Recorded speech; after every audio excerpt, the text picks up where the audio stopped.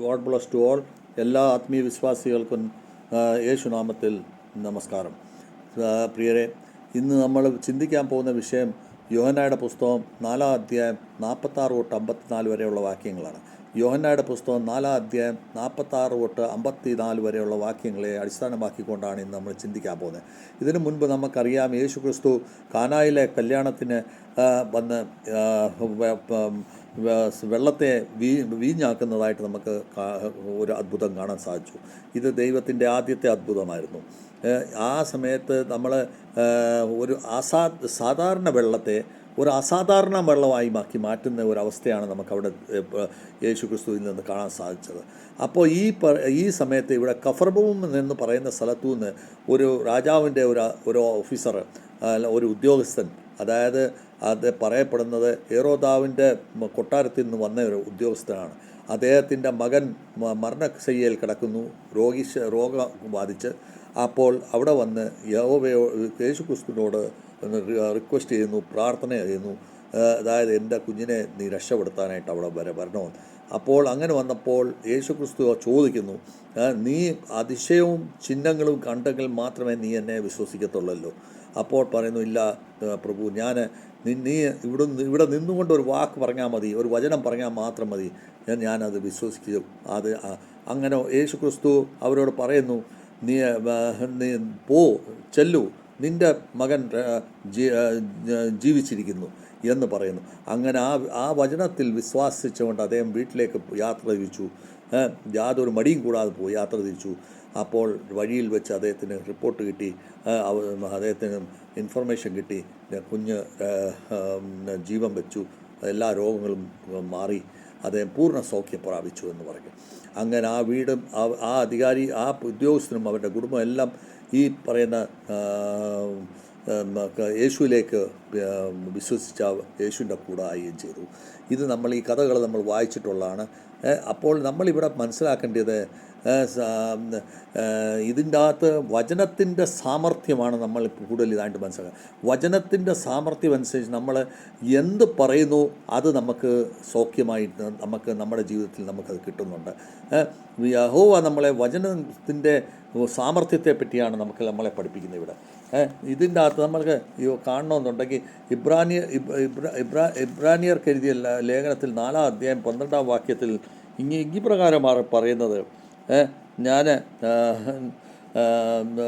യഹോവയുടെ വചനം ജീവനുള്ളതും സാമർഥ്യമുള്ളതും 2 സൈഡ് മൂർച്ചയുള്ള വാള് മാതിരിയാകുന്നു. അത് നമ്മുടെ പ്രാണനെയും ആത്മാവിനെയും നമ്മുടെ മാംസങ്ങളെ എല്ലാം അത് മുറിച്ച് ഭേദിച്ച്, അത് നമ്മുടെ ചിന്താഗതിയെയും മനസ്സിൻ്റെ ചിന്താഗതിയും നമ്മുടെ ആലോചനകളെ എല്ലാം അത് ആഴമായിട്ട് നമ്മളെ അതിനെ പരിശോധിക്കുന്ന ഒരവസ്ഥയാണ്. അപ്പോൾ വചനമാണ് ഇതിവിടെ വലുത് എന്നുള്ളത് നമുക്ക് മനസ്സിലാക്കാൻ സാധിക്കുന്നുണ്ട്.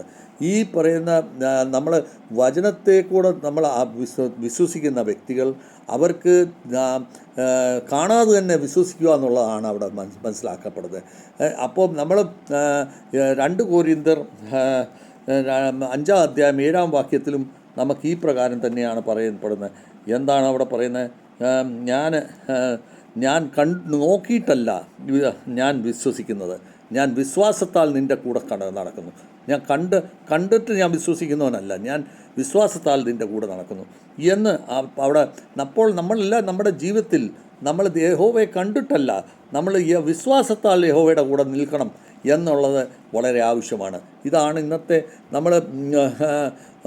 അപ്പോൾ മാത്രമേ നമ്മുടെ കുടുംബത്തിന് രക്ഷ പ്രാപിക്കത്തുള്ളൂ, നമ്മൾ എല്ലാ വിധത്തിലും നമുക്ക് സൗഖ്യങ്ങളുണ്ടാകത്തുള്ളൂ.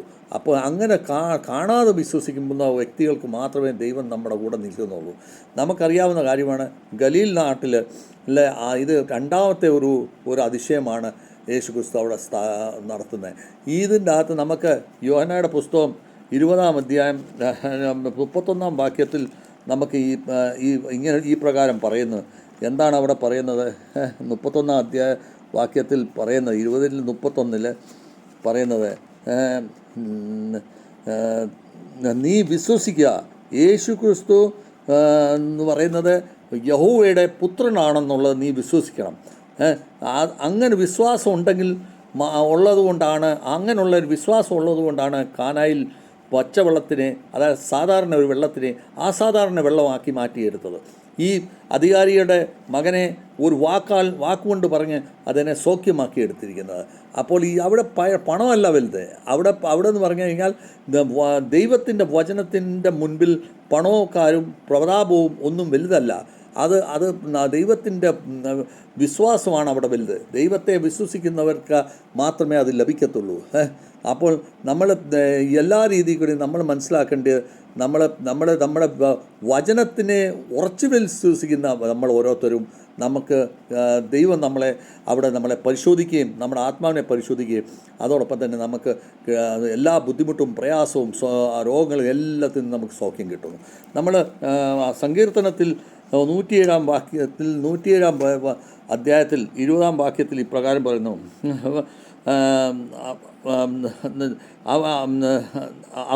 അവൻ വചനം കൊണ്ട് എന്നെ സൗഖ്യപ്പെടുത്തുന്നു, കുഴിയിൽ കിടന്നു കഴിഞ്ഞാലും അവളും എന്നെ എടുക്കുന്നു.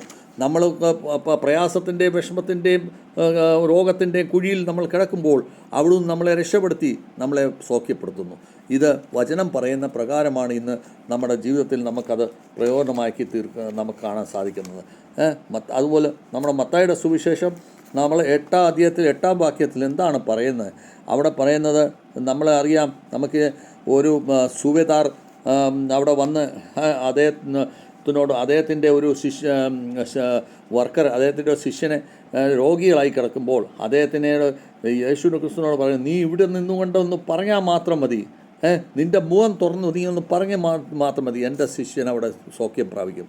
അപ്പോൾ ദൈവത്തിൻ്റെ യേശുക്രിസ്തുവിൻ്റെ വചനം യഹോവയാൽ വരുന്ന ശക്തിയാണെന്ന്, ആ ശക്തിയാണ് യേശുക്രിസ്തുവിലുള്ളതെന്ന് ആ സൂബേദാർ വിശ്വസിച്ചിരുന്നു. അങ്ങനെ അതുകൊണ്ട പേരിലാണ് ആ സൂബേദാർ പറഞ്ഞത്, നിൻ്റെ വാതിരങ്ങൾ തുറന്ന് നീ ഒന്ന് വായം കൊണ്ട് പറഞ്ഞാൽ മാത്രം മതി. അങ്ങനെ ആ സൗഖ്യം പ്രാപിക്കുന്നത് അവർ. അപ്പോൾ ഇത് നമുക്ക് ഈ 6-ാമത്തെ ദിവസം നമ്മുടെ ഈ ഉപവാസത്തിൻ്റെ 6-ാമത്തെ ദിവസം നമ്മൾ 40 ദിവസം കൊണ്ടാടുന്നു. ചിലർ പള്ളികളിൽ 50 ദിവസം കൊണ്ടാടുന്നു. ഇതിൻ്റെ അകത്ത് നമുക്ക് കാണാൻ സാധിക്കുന്ന യേശു ക്രിസ്തു ദുഃഖത്തിൻ്റെ സഹിച്ച് ബലിപീഠത്തിൽ കയറി, ക്രൂശിൽ കയറി അദ്ദേഹം ത്യാഗം സഹിച്ച് മരണപ്പെടുന്നു. അതിനുശേഷം പുനരുത്ഥാനത്തിലേക്ക് അദ്ദേഹം പ്രവേശിക്കുന്നു. ഈ അവസരത്തിനെയാണ് നമ്മളെല്ലാം ഈ പറയുന്ന 40 ദിവസത്തെ 50 ദിവസത്തെ ഉപവാസത്തിൽ കൂടെ നമ്മൾ എത്തിച്ചേർന്ന് അവിടെ അവിടത്തേക്ക് നമ്മൾ പ്രവേശിക്കാനും അതിനെ നമ്മൾ അതിൻ്റെ കൂടെ നമ്മൾ ചേരുവാനായിട്ട് നമ്മൾ സാധിക്കേണ്ടത്. അപ്പോൾ ഇന്ന് ഈ 6-ാമത്തെ ദിവസം നമ്മൾ ഈ പറയുന്ന വലിയൊരു ഉപവാസത്തിൽ നമ്മുടെ ആത്മപരീക്ഷണം നമ്മൾ ചെയ്യണം. എന്താണ് ആത്മപരീക്ഷണം ചെയ്യേണ്ടത്? ആത്മപരീക്ഷണം ഈ വിധത്തിൽ ചെയ്യേണ്ടത് നമ്മുടെ വിശ്വാസത്തെ സ്വയം നമ്മൾ പരിശോധിക്കേണ്ടിയിരിക്കുന്നു. നമ്മൾ ചിന്തിക്കേണ്ടത്, നമ്മൾ അതിശയം കണ്ടിട്ട് മാത്രമേ നമ്മൾ വിശ്വസിക്കുന്നുള്ളൂ, അതോ വചനം കൊണ്ട് തന്നെ നമ്മൾ വിശ്വസിക്കുന്നുണ്ടോ ഇല്ലയോ എന്ന് നമ്മളെ പരിശോധിക്കേണ്ടിയിരിക്കുന്നു. നമ്മുടെ ധൈര്യതയും പേഷ്യൻസിനെയും നമ്മുടെ പ്രതീക്ഷയും അല്ലെങ്കിൽ നമ്മുടെ വെയിറ്റിങ്ങിനെ നമ്മൾ എങ്ങനെ പരിശോധിക്കേണ്ടത്? അതായത് ആ ഒരു ഉദ്യോഗസ്ഥൻ വന്ന് അദ്ദേഹം വീട്ടിലേക്ക് തിരിച്ചു പോകും, വിശ്വാസത്തോടു കൂടി വീട്ടിൽ തിരിച്ചു പോയപ്പോൾ ആ ധൈര്യം കാണിച്ച് വീട്ടിലേക്ക് തിരിച്ചു പോയി കഴിഞ്ഞപ്പോൾ അദ്ദേഹത്തിൻ്റെ കുഞ്ഞ് രോഗത്തിൽ നിന്ന് മുക്തനാവുന്നു. ഈ ധൈര്യം നമ്മുടെ ജീവിതത്തിൽ നമുക്ക് ഉണ്ടാകേണ്ടത് ആവശ്യമാണ്. നമ്മൾ വചനം കേട്ട് നമ്മൾ തിരിച്ചു വരുമ്പോൾ നമുക്കുണ്ടാകേണ്ട പ്രയാസം, വിഷമം, രോഗങ്ങളുടെ എല്ലാം നമുക്ക് സൗഖ്യം കിട്ടും.